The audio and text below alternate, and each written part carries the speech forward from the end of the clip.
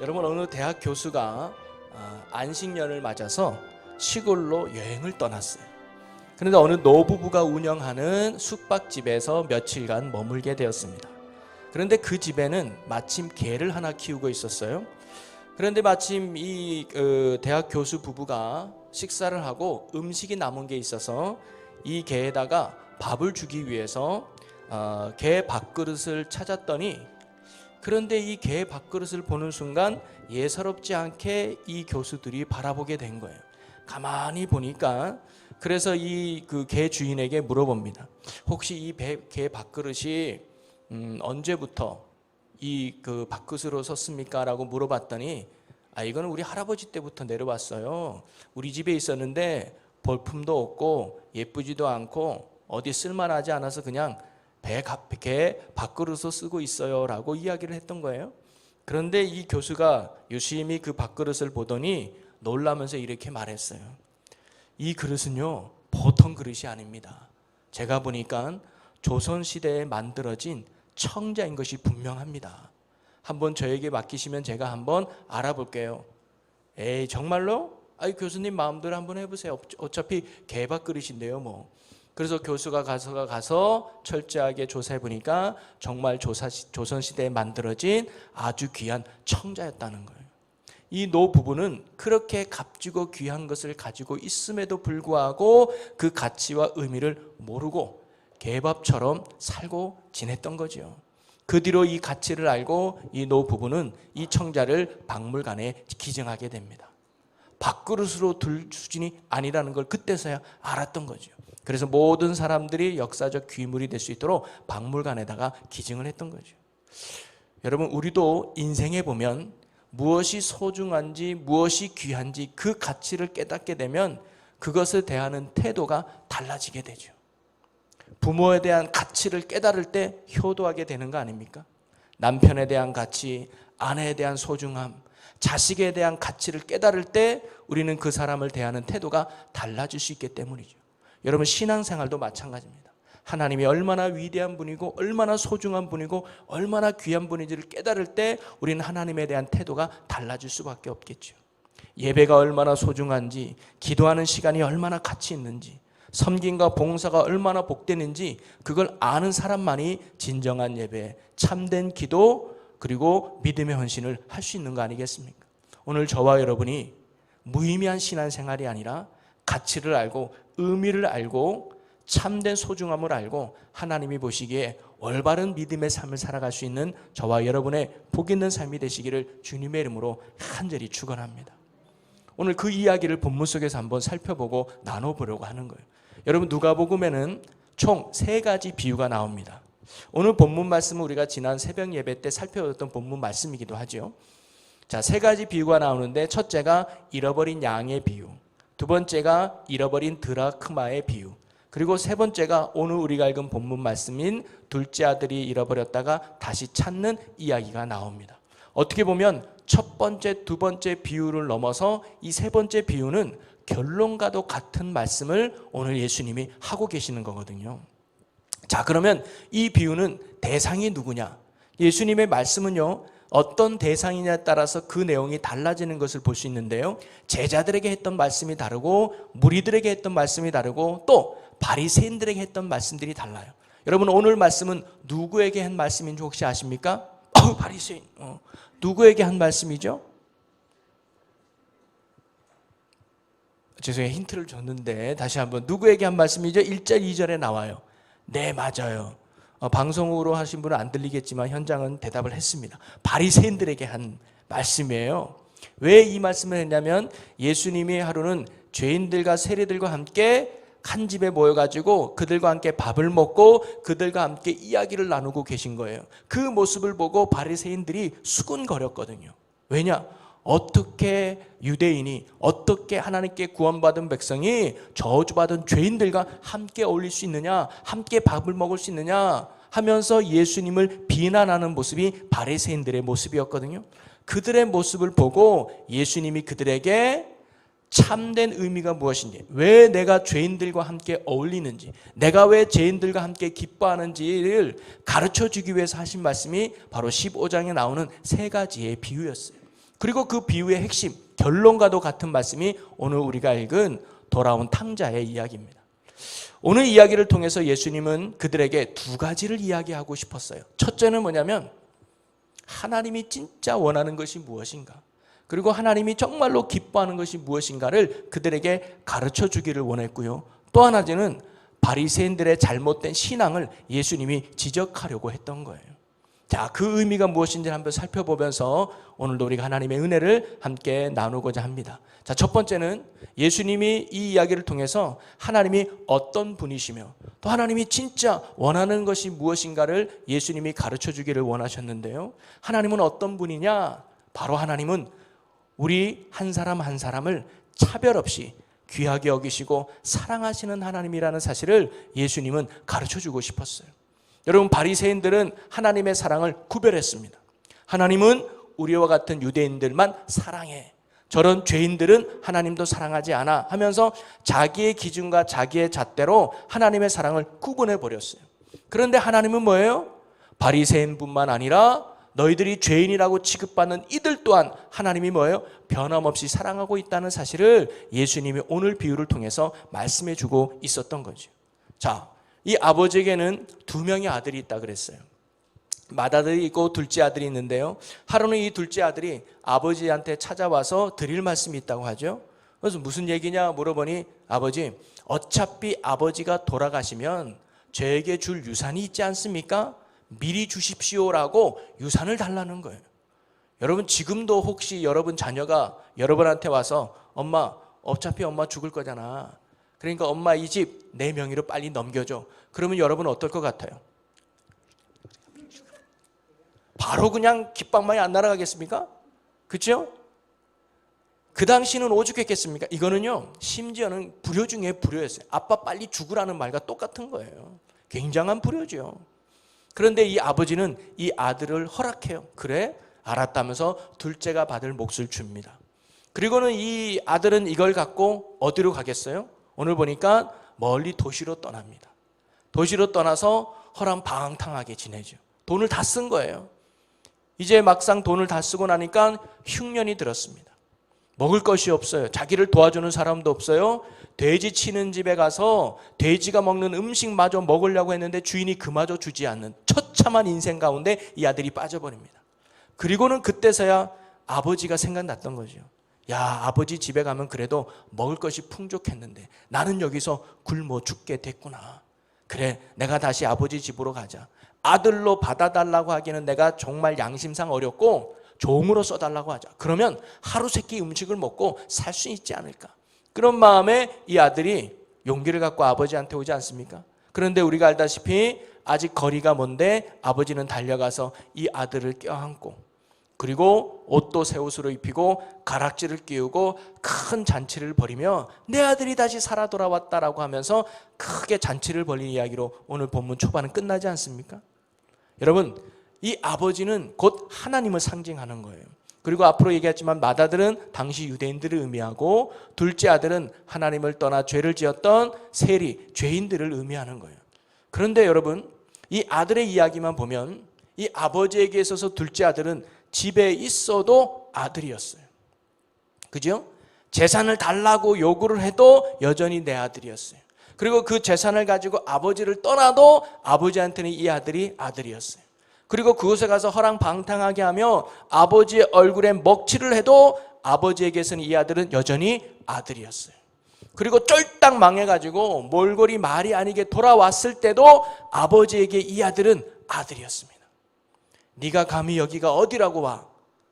네 꼴을 봐라. 네가 한 일을 봐라. 그래놓고 네가 무슨 당당함으로 내 앞에 오는 거야? 썩 꺼져라! 라고 아버지가 하지 않고, 네가 지금 망해도, 네가 냄새나도, 네가 머리를 몇 달 감지 않고 지저분한 모습으로 왔다 할지라도 너는 내 아들이야.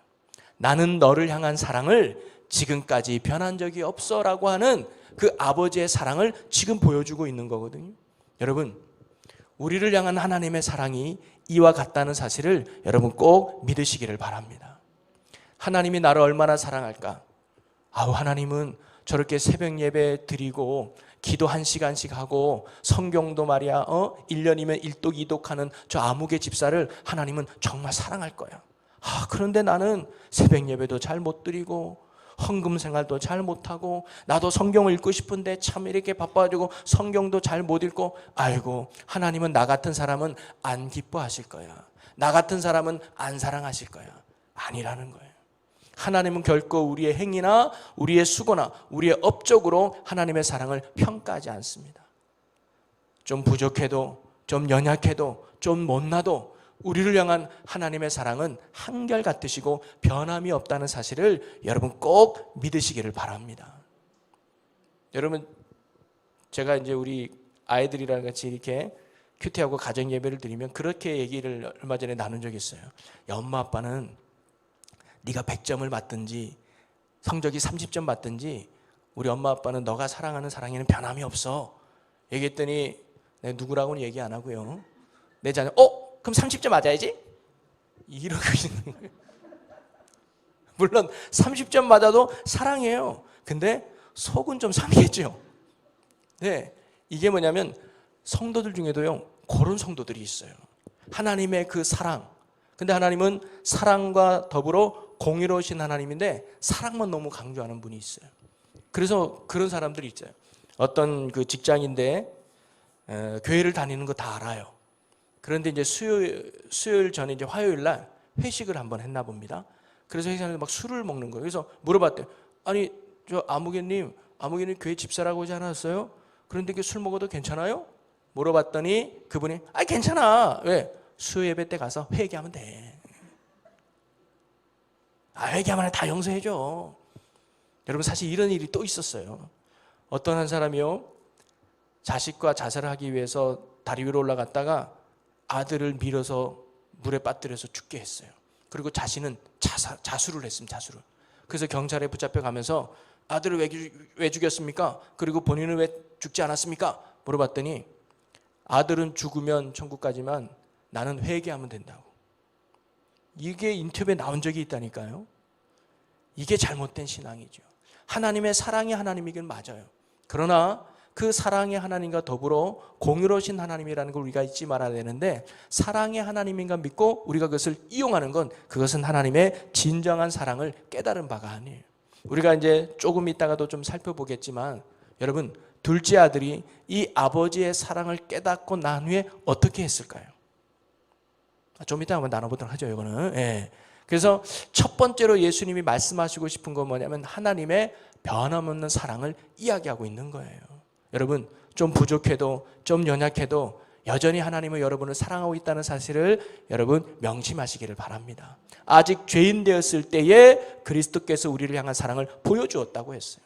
우리가 잘했기 때문에 다 사랑하는 게 아니에요. 연약해도 있는 모습 그대로 주님께서 우리를 사랑하고 있다는 사실을 여러분 꼭 명심하시기를 주님의 이름으로 간절히 소망합니다. 그리고 하나님께서 우리에게 원하시는 것은 뭐냐면, 사랑은 하는데 떠났다면 다시 회개하고 돌아오는 것을 하나님이 기뻐한다는 것을 오늘 예수님의 말씀을 통해서 우리에게 가르쳐주고 있는 겁니다. 여러분, 세 가지 비유의 공통점을 찾아본다고 한다면 잃어버린 거예요, 그리고 다시 찾은 거예요, 그리고 크게 기뻐했다는 게 공통점이에요. 이 목자가 100마리 양 중에 99마리는 남고 1마리 양을 잃어버려서 열심히 찾잖아요. 그리고 그것을 찾은 후에 이웃과 벗을 불러가지고 잔치를 벌였다고 나와요. 또 10드라크마를 가지고 있는 여인이 1드라크마를 잃어버렸어요. 여러분, 드라크마는 한 데나리온과 같은 그 단위로 오늘 우리에 보면 한 10만 원 정도 되죠. 그걸 잃어버린 거예요. 그런데 그 드라크마를 열심히 찾았어요. 그랬더니 이 여인도 친구와 이웃들을 불러서 즐겁게 잔치를 벌였어요. 오늘 말씀에도 보니까 이 아버지가 아들이 돌아오니까요, 살찐 송아지를 잡고 이웃들을 불러가지고 큰 잔치를 벌인 것을 알 수가 있어요. 어떻게 보면 사실 배보다 배꼽이 더 크지 않습니까? 그 10만 원 찾은 것 때문에 여러 사람들 밥값만 해도 몇십만 원 나갈 텐데, 그 양 한 마리 찾은 것 때문에 온 동네 사람을 모아다가 다 잔치를 벌였다? 어떻게 보면 배보다 배꼽이 더 큰데 큰 잔치를 벌였다는 의미는 뭐냐면 그만큼 크게 기뻐했다는 것을 의미하는 거예요. 99마리 양 못지않게 1마리 양도 나는 사랑하고 귀하게 여겨. 그리고 9개의 드라크마가 있지만 한 드라크마도 내게는 너무 소중하고 사랑해. 그래서 나는 이걸 찾은 것이 너무 기뻐라고 하는 이 기쁨을 상징적으로 이렇게 크게 묘사한 거 아니겠습니까? 여러분, 오늘날 하나님께서 정말 기뻐하는 게 뭘까요? 여러분이 하나님을 위해서 열심히 봉사하는 것도 참 중요하죠. 우리가 교회를 몇 개 개척하는 것도 굉장히 중요하죠. 우리가 뭔가 하나님 위해서 신앙의 업적을 남기는 거 굉장히 중요하죠. 그것도 하나님께서 참 기뻐하실 겁니다.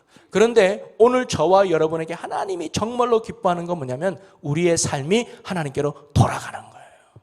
이걸 두 글자로 우리는 회개라고 말할 수 있어요. 하나님이 정말 우리에게 원하는 건 회개예요.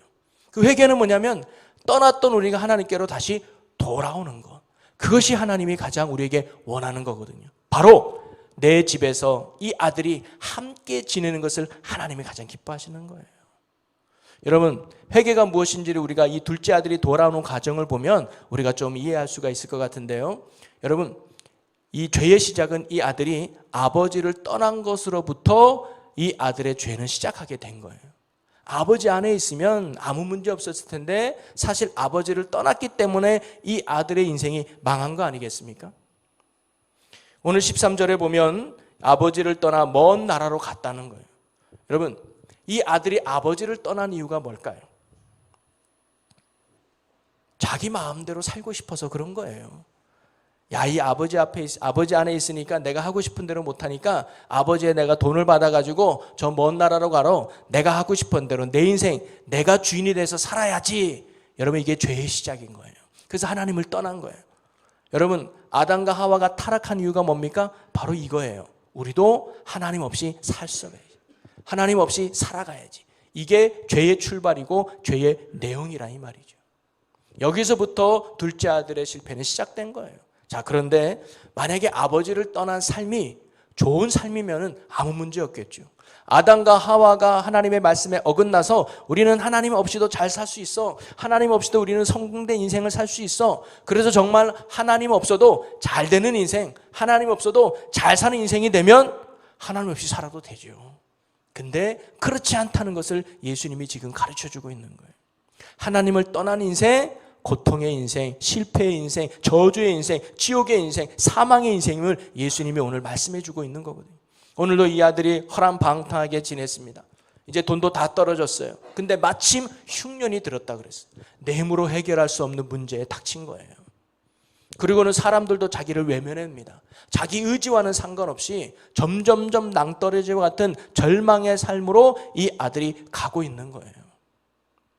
근데 중요한 건 그때서야 비로소 이 아들이 아버지를 생각해냈다는 거예요.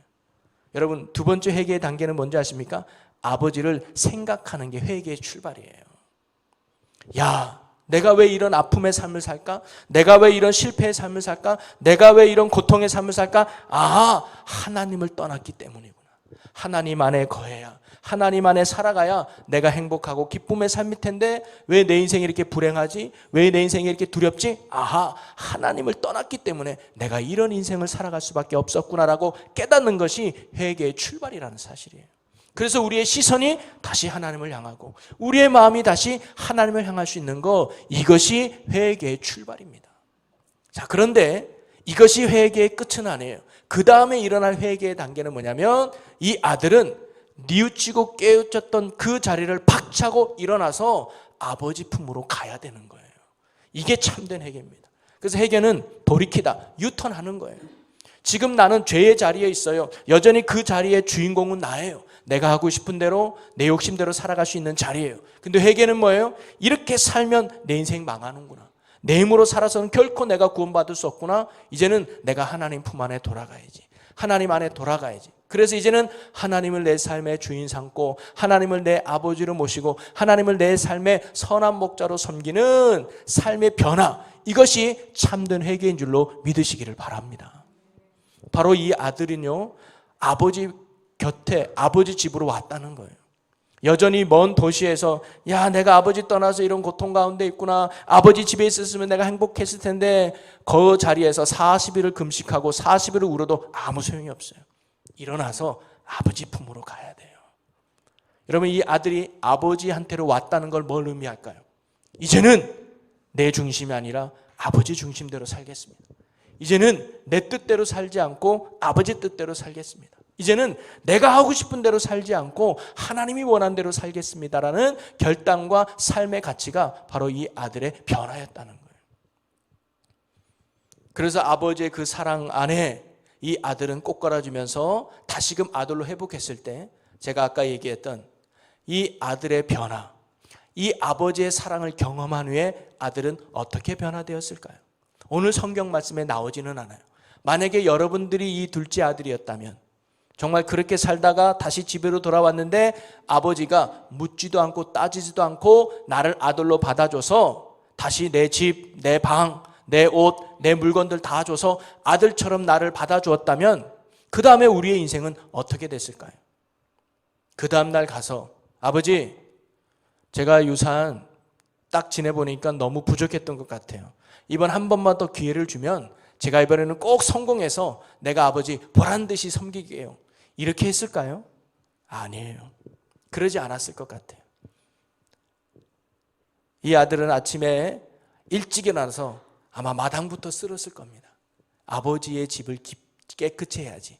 그리고 아버지가 아이고 오늘 내가 시장 가서 물건을 좀 사와야 되겠네. 아버지 제가 모시고 갈게요. 자전거가 있다면 제가 아버지 태우고 갈게요. 그리고 제가 짐을 실을게요. 그리고 아버지가 어떤 일을 할 때 아버지 그거 제가 대신할게요. 아버지 오늘 제가 할 일 없을까요? 아버지 제가 오늘 순종할 일 없을까요? 하면서 항상 이 아들의 초점은 어디에 맞춰 있었을까요? 아버지한테 맞출 수 있었을 거예요. 왜냐하면 이 아버지가 나를 받아주지 않았다면, 아버지가 나를 용서해 주지 않았다면, 아버지가 나를 아들로 인정해 주지 않았다면 나는 길거리에서 객사해 버렸을 거야. 나는 지금 이렇게 행복한 삶을 살지 못했을 거야. 아버지가 나를 다시 받아주었기 때문에, 아버지가 다시 나를 사랑해 주었기 때문에 내가 이렇게 다시 살 수 있어 하면서 이제는 아버지의 영광을 위해서, 아버지를 위해서 살아가는 삶으로 이 아들이 바뀌지 않았을까요? 이것이 진정 회개한 자의 모습임을 오늘 예수님이 가르쳐주고 있는 겁니다. 여러분 혹시 우리가 하나님을 믿는다고 하면서 회개했다고 하면서 우리의 삶은 여전히 변화되지 않고 길거리에서 회개의 눈물만 흘리는 우리의 모습은 혹시 없습니까? 맞아, 하나님 품에 가야 되는데, 하나님 안에 거야 되는데, 하나님 안에 생명이 있는데, 맞아, 내가 하나님 떠나서 이렇게 실패했구나 펑펑 울지만 여전히 삶의 주인은 내가 돼 있는 거죠.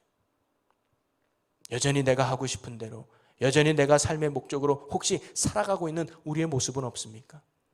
오늘 하나님께서 우리에게 진짜 원하는 것은 하나님을 위해서 무엇을 하는 것이 중요한 것이 아니라 하나님 앞에 어떤 자로 살아가느냐가 더 중요하다.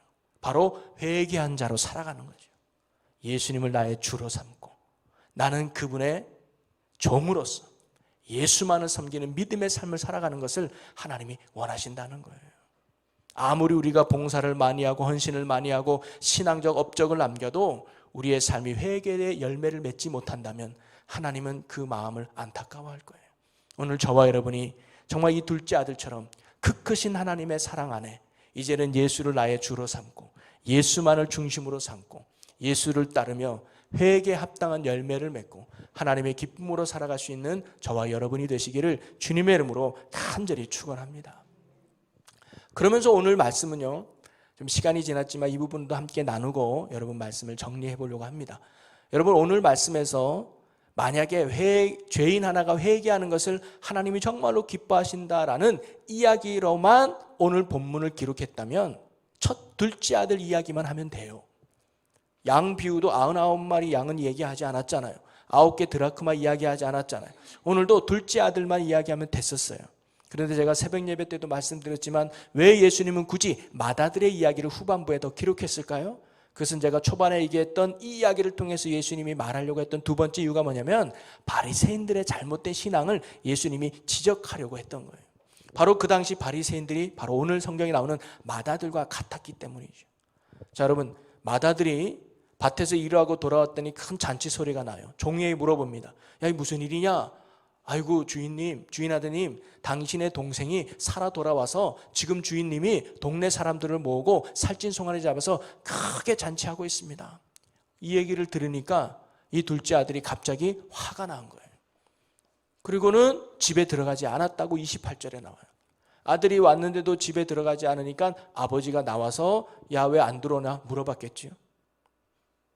여러분, 그 둘째 아들이 이 아버지 집에 돌아왔을 때 가장 기뻐했던 게 누구라고요? 아버지가 기뻐했어요. 그러면 가장 싫어했던 건 누굴까요? 살찐송아지예요. 왜? 둘째 아들이 돌아온 것 때문에 본인이 죽어야 되니까. 근데 가장 놀랬던 존재가 있대요. 그 염소 새끼래요.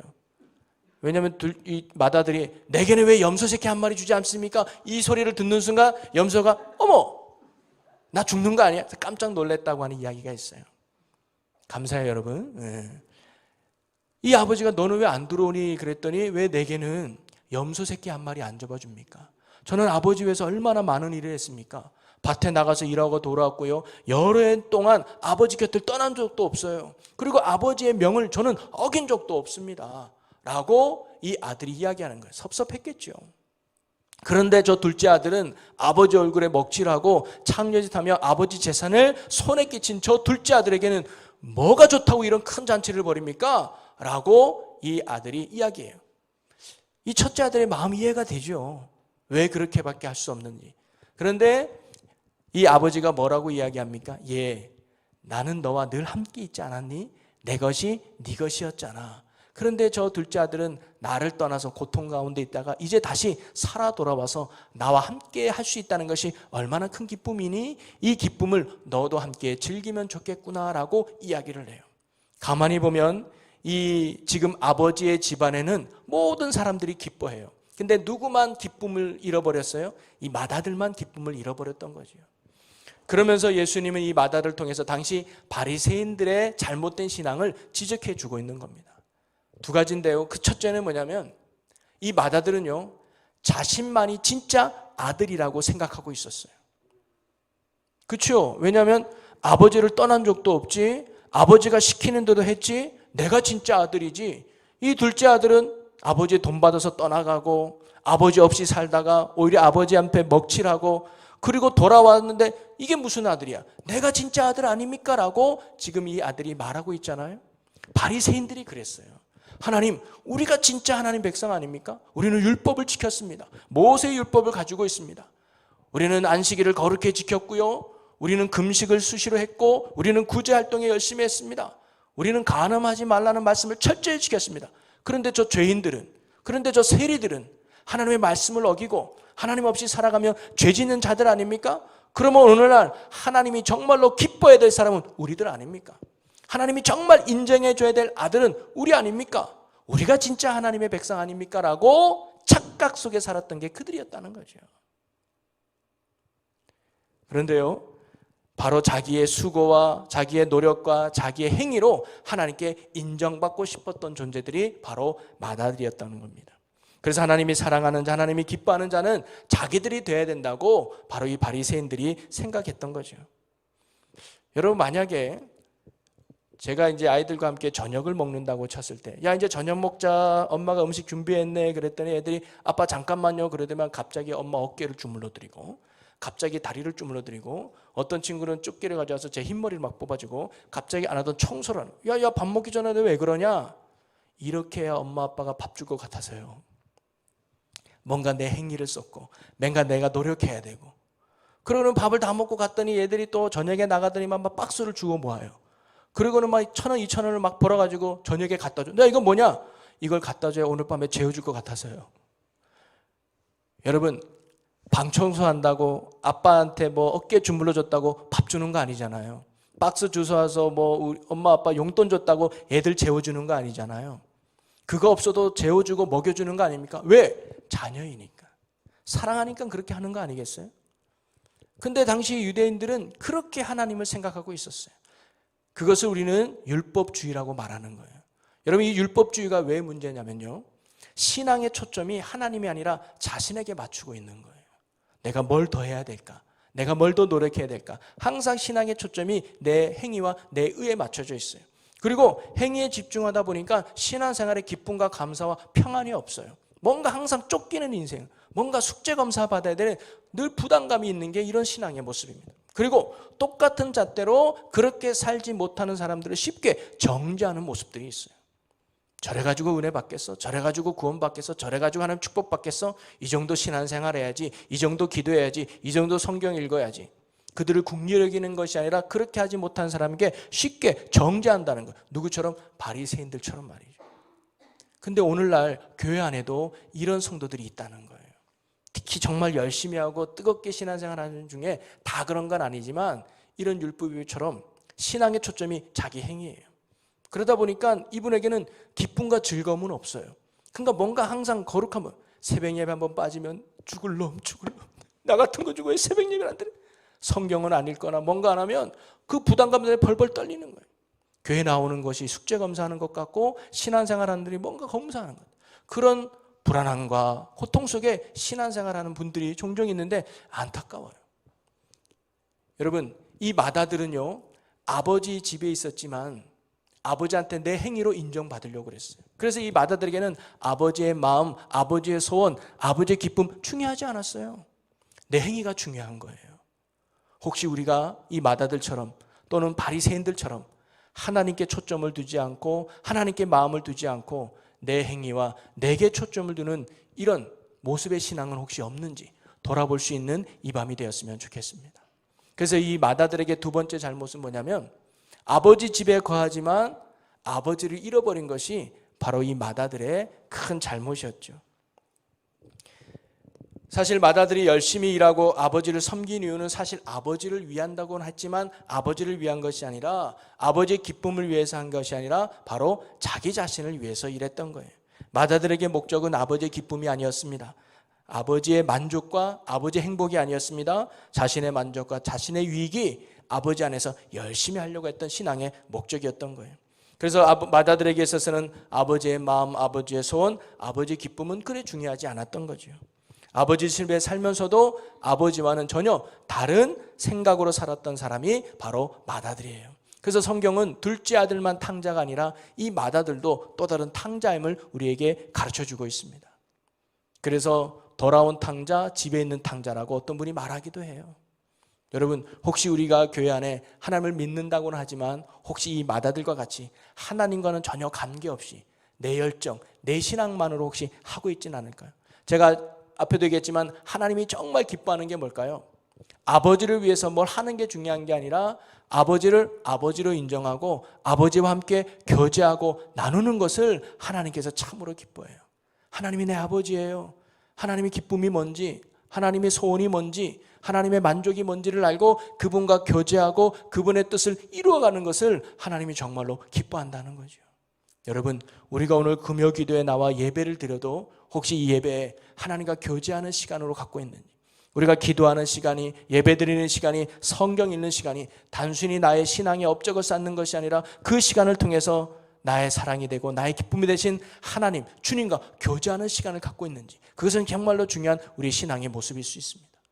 오늘 저와 여러분이 마다들과 같이 하나님을 잃어버린 신앙이 아니라 언제나 나의 사랑하시고 변함없이 나를 사랑하시는 그 하나님을 인식하며 그 하나님을 인정하며 그 하나님과 교제하는 예수로 충만하고 예수로 살아갈 수 있는 저와 여러분의 믿음의 삶, 귀한 삶이 되시기를 주님의 이름으로 간절히 축원합니다. 우리 하나님께 기도하겠습니다.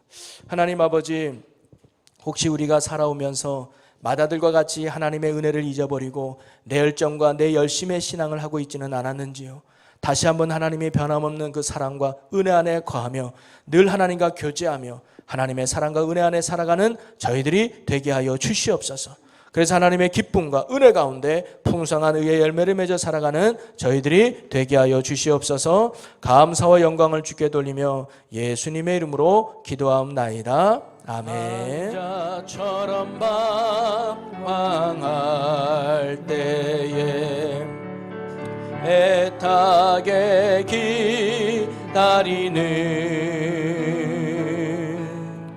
부드러운 주님의 음성이 내 마음을